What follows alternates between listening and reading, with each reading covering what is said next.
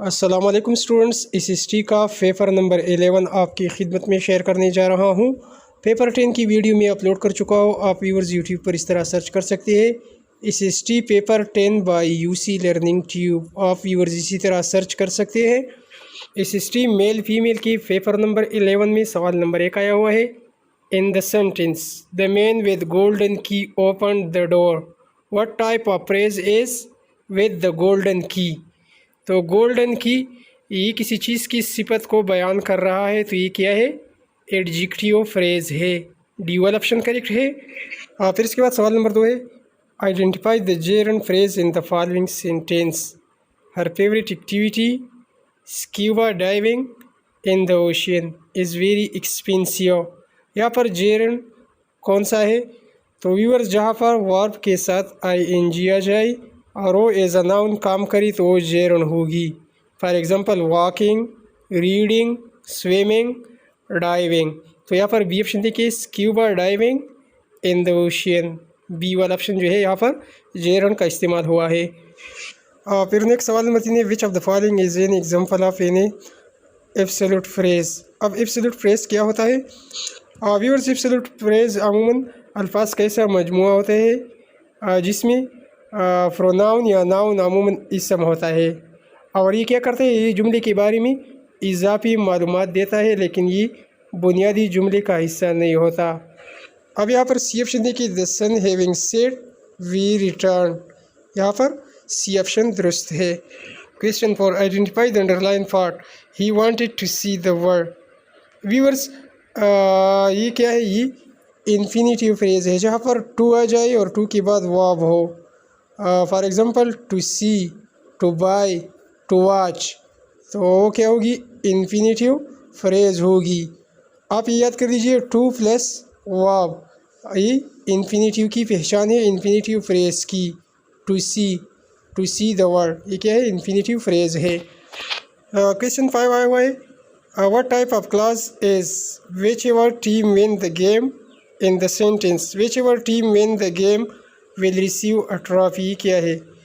तो व्यूअर्स जहाँ पर whose आ जाए, whatever आ जाए, whichever आ जाए, इसी के अलावा when आ जाए, why या whether, तो क्या होगी? Noun clause. ये पहचान है नाउन क्लास की। फिर सवाल number 6, identify the adverbial clause of concession in the following.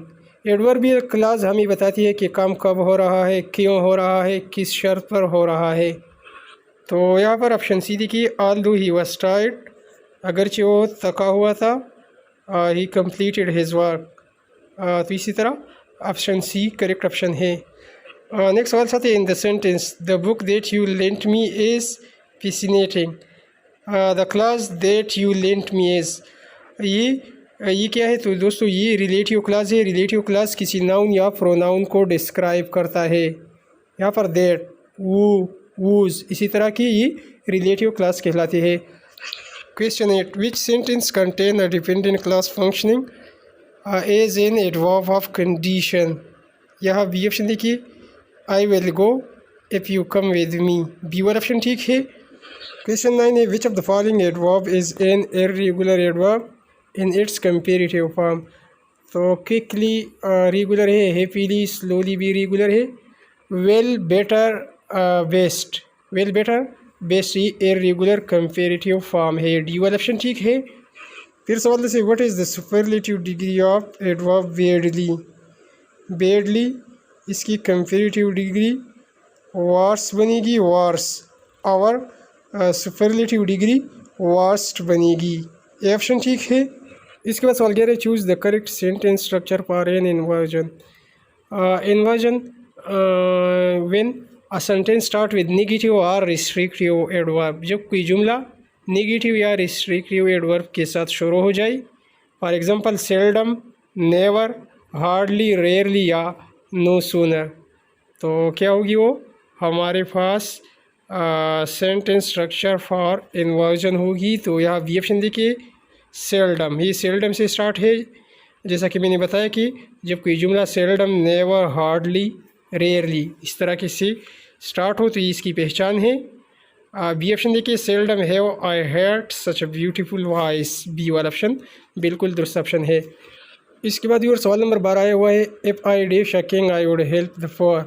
अगर मैं बादशाह होता तो यहाँ पर वर लगेगा, if I were a king I would help the poor. अगर मैं बादशाह होता तो मैं गरीबों की मदद करता, यहाँ पर वर लगेगा।